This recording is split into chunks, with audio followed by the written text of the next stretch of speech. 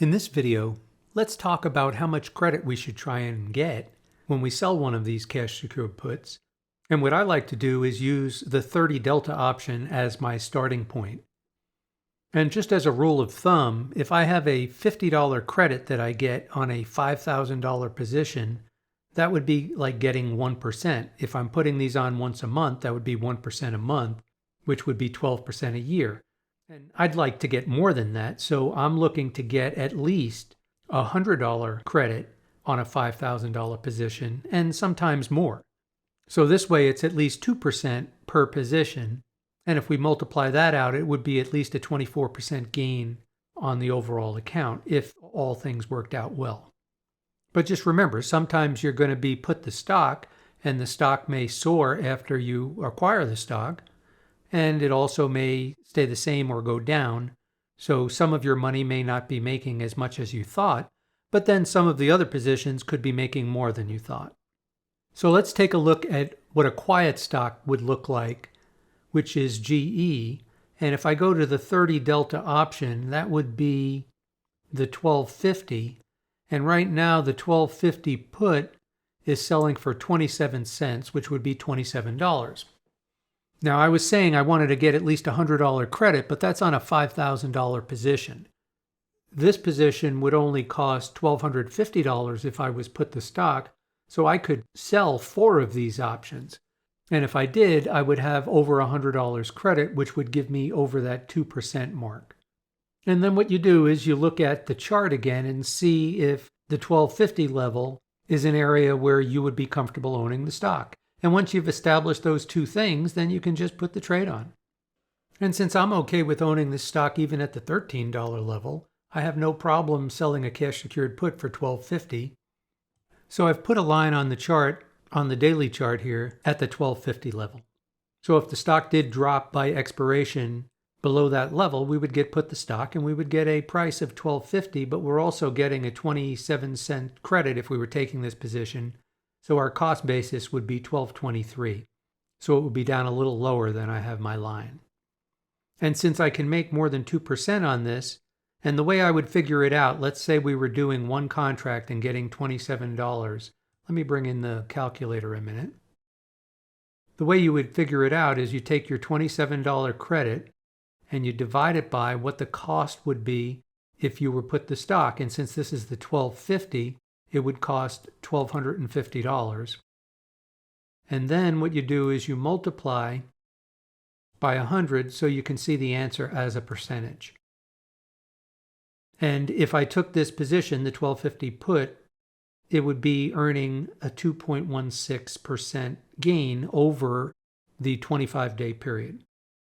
So I consider this acceptable and would be willing to put this position on. And as you'll see later, we're going to establish a small portfolio of cash secured puts and we'll follow them through their duration and see what happens to them. We're going to use $5,000 per position. So if I was doing this GE position, we would have enough money to sell 4 of these puts and the total credit would be over $100. And like I said, it would be over 2% like we're seeing here. Let's take a look at what a much wilder stock would yield for us if we were to sell a cash secured put, especially if we sold the 30 delta. So for this example, we're going to look at Riot. And since Riot has been on a tear and has been very volatile, the amount of credit that we're going to receive if we sold the 30 delta would be quite high. So let's take a look. So now I have the Riot position for April 16th, which is 25 days out. And if I scroll down here to the 30 delta, here's my delta column. If I come down to the 30 delta, I can get $480 for the 50 put, which is the 30 delta. And if I brought my calculator back in, let's take a look at this. The 50 put would cost $5,000 if we were put the stock, minus whatever the credit was, which is $480. But let's just do a quick calculation of $480 divided by 5,000 times 100, so we can see it as a percentage. And if we did the 30 delta on Riot, it would yield 9.6% for the 25 days. So if the stock stayed the same or went higher or even went down a little bit, we would get to keep the $480. So this sounds really good, and it could be, especially if you were comfortable owning the stock at this price. Let me move the calculator a minute. But let's take a look at the chart again a minute and see where that $50 level is and see if we're comfortable with it. So $50 on Riot would be somewhere down here. And in the grand scheme of things here, it's not very far away from where the current price is. So if you're comfortable owning the stock at that $50 level, less the $480, it would really bring it down to probably around here, $45.20. So we'll just put it right about there. So you do have a little bit of room, and you could do this. And like I said, if you're comfortable owning the stock and you think Bitcoin and blockchain stocks are going to go up to the roof, then this is a great position. And if a few months go by and you take in close to $500 each month, then you have quite a bit of a cushion in case you're put the stock and it does move down a little. So it is definitely something to consider. But let's look at if we were to sell a further away put, maybe down near the $40 level or even the $35 level, and see what kind of credit we could get there. Because I would bet you'd still get a pretty good percentage return.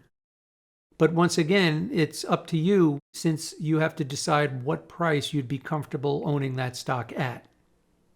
So let's take a look at the $35 and the $40 put and just see what kind of credit there is there. And then we'll do a quick calculation and see what kind of yield that would be. So let's scroll up. The $40 put would give us $166, and the $35 put would give us $87.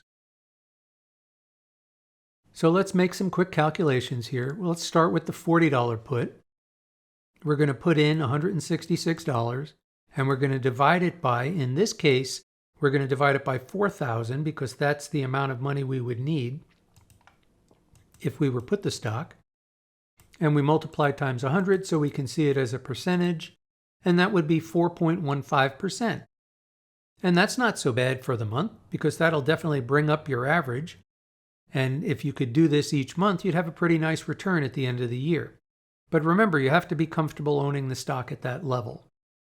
So we had 9% at the $50 put, 4% roughly at the $40 put. And let's just do the one more. We'll look at the $35 put, which is 87 cents.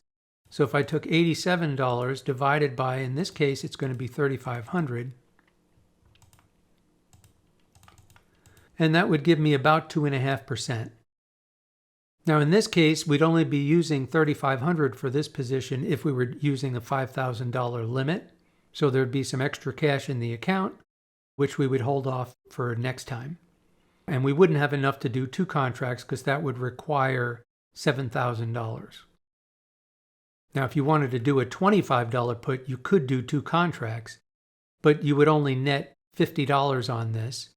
And that would give you like a 1% gain because we said before that $50 on a $5,000 position would give you about a 1% gain. So you have to decide where are you comfortable owning the stock at. And if I go back to the chart a second, where I liked it was down at that $40 level. So if I take the $40 put and I get a credit of $160, then I'm really down here at, say, 38. And we're really down in an area where it could possibly get to, but it could also easily just gyrate around and then give us the full credit. So when you're making your decision, it really depends on how much you want to buy the stock at that current price. So in the next video, what we'll do is we'll lay out the criteria for how we're going to set up our test positions here, and we'll put on some trades, and then we'll follow them through the duration. So I'll see you in the next video.